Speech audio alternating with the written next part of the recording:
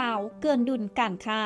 310ล้านดอลลาร์สหรัฐในเดือนกุมภาพันธ์2025เพิ่มขึ้น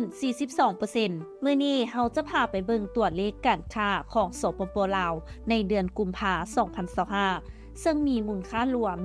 1.54 ตรีดอลลาร์สหรัฐเพิ่มขึ้น 13.5%เมื่อเทียบกับเดือนมังกรที่ผ่านมานี้กระทรวงอุตสาหกรรมและการค้ารายงานว่าในเดือนกุมภาพันธ์2025ที่ผ่านมานี้มูลค่าการค้ารวมของประเทศบ่รวมการซื้อขายไฟฟ้าอยู่ที่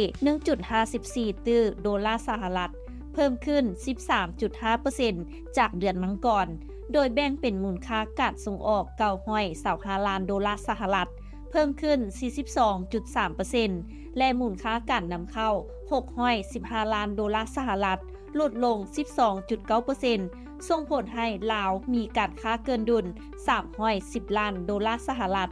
สินค้าส่งออกหลักได้แก่เครื่องใช้ไฟฟ้าและอุปกรณ์ไฟฟ้าขำแท่งและขำผสมมันต้นเกลือกาลีแห่ทองและอื่นๆอีกในส่วนของการนำเข้าสินค้าหลักที่นำเข้ามายังลาวได้แก่น้ำมันเชื้อไฟยานพาหนะทางบกและเคมีภัณฑ์สำเร็จรูปและอื่นๆแนวโน้มดังกล่าวบ่งชี้ว่าการค้าของลาวในเดือนกุมภาพันธ์มีการเติบโตที่ดีจากการส่งออกสินค้าอุตสาหกรรมและสินค้ากสิกรรมบางประเภทขณะที่การนำเข้าที่ลดลงอาจได้รับอิทธิพลจากปัจจัยทางเศรษฐกิจและอัตราแลกเปลี่ยนทั้งนี้ถึงแม้ว่าการเกินดุลการค้าอาจเป็นสัญญาณบวกต่อเศรษฐกิจลาวแต่ยังต้องติดตามปัจจัยภายนอกที่อาจส่งผลต่อการค้าในระยะต่อไป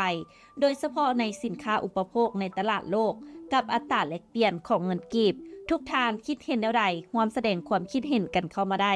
นำอบธรรมวงศ์รายงานและท้ายนี้ต้องขอขอบใจสำหรับการติดตามข่าวสารจากทางThaiget Magazineและอย่าลืมไปกดไลค์กดแชร์กดติดตามกด Subscribe ทุกช่องทางออนไลน์ของพวกเขาเพื่อจะบ่พลาดข่าวสารดีๆจากทางThaiget Magazine